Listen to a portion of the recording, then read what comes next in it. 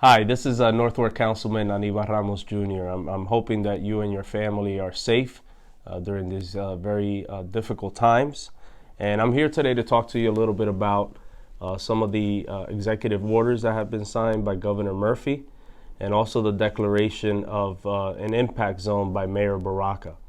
The governor has signed the latest executive order, does create a number of restrictions as it relates to travel, the number of people that can gather in a particular setting, and more importantly, it creates an exemption for a number of businesses that are essential for many residents in the city of Newark and throughout the state of New Jersey. And those businesses, many of you know, are local supermarkets, pharmacies, restaurants. In the city of Newark, there is a provision that allows these establishments to open to about 8 p.m.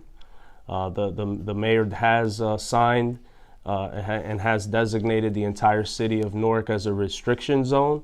So that means that unless you're classified as an essential employee and have to go to work, and essential employees, according to the governor's executive order, are healthcare workers, individuals who work in social services, law and public safety, individuals who are working in many of these businesses that have been authorized as essential businesses. You should be restricted to be in your home. If you need to step outside and take your dog out for a walk, it is something that's recommended. But again, practice social distancing, practice being in very, very small groups. Wash your hands, not regularly, but as much as you can. Take any other kind of protective measures, especially if you are going shopping at one of our essential businesses here throughout the city of Newark. And I know this is a very difficult process, a difficult time. Many of you are at home with your children. You're getting adjusted to this online classroom and making sure that your kids are keeping up with their assignments, but this isn't intended to be a situation where we're being punished by having to stay at home. We encourage people to step outside, go for a walk. Again, if you have to walk your dog, go into your yard and get some fresh air, your front porch. Come up with some fun approaches to keep yourself entertained. Make sure that you're eating healthy, trying to get some exercise. There's a lot of online videos and resources that can show you some simple exercises that you could do at home that will hopefully keep you active during these very trying times. And for anyone who suspects that they're having symptoms connected with the COVID-19 virus, dry cough, a high fever, body aches, any other issues like diarrhea that you suspect may be connected to COVID-19, please take whatever measures are necessary for you to stay at home, self-monitor. If those symptoms become worse and you have difficulty breathing, you need to contact your primary care physician or visit an EMETA center.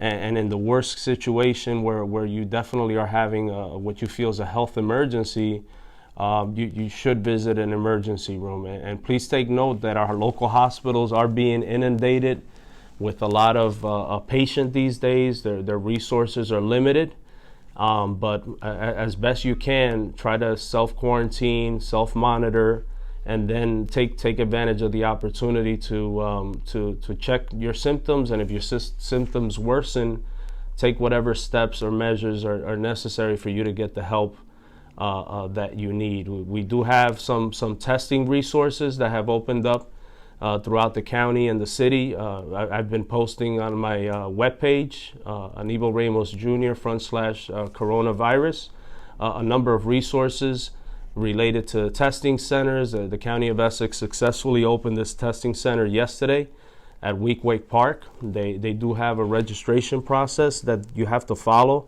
in order for you to potentially set up an appointment and get tested. And for you to have the opportunity to get tested at that site and many other sites throughout the state and locally, you have to have symptoms that are connected with coronavirus. Again, the high fever, the dry cough, the body aches, and many of the other symptoms that have been identified that could be related to coronavirus. Some news that I think is important is that, we recognize that a lot of individuals have been displaced as far as their jobs because of the impact of COVID-19. The state is taking in unemployment applications online. We've posted again those links on our webpage. It's a relatively easy process. And on top of the traditional unemployment benefits that individuals are eligible for, they've also agreed to supplement those benefits with additional income. So that's part of what's available to us for those individuals who may have been laid off from their job because of businesses closing down temporarily.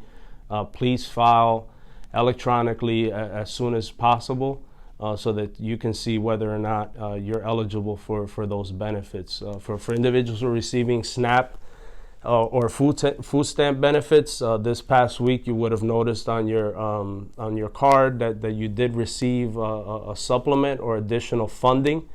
That's going to be in place for the month of March, which we're coming to an end.